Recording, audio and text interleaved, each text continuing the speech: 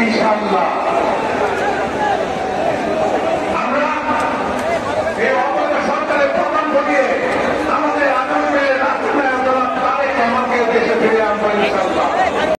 অনেকেই ব্যক্ত করে গেছেন এখানে আপনি ভারতে গিয়েছিলেন, অনেকে বলে আপনি বিমানে কয়েক কার্টুন কয়েক ঝুড়ি ইলিশ মাছ নিয়ে গেছেন মমতা ব্যানার্জিকে ম্যানেজ করার জন্য। আমাদের পরাজয় হবে, সেই জনগণের পরাজয় আমরা মেনে নিতে পারবো না।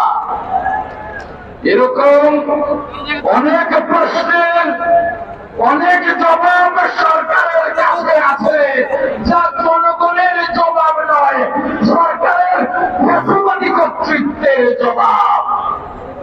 একটা একটা করে প্রশ্ন করে একটা একটা করে জবাব চাইতে পারতাম। ইতিমধ্যেই বলেছেন বক্তব্য সংক্ষেপ করতে হবে, তাই মানিব্যাগ আছে আন্দোলন সামনে আসছে। বিএনপির মাননীয় চেয়ারম্যান দেশটা তারেক রহমানের নেতৃত্বে সেই অগ্নিঝড় আন্দোলনে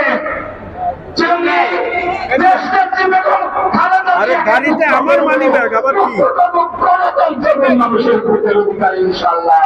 আল্লাহ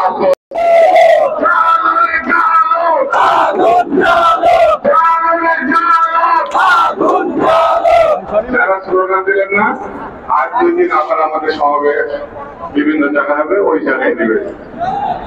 ঠিক আছে, ঠিক আছে, ঠিক আছে, কথা দিলেন কিন্তু।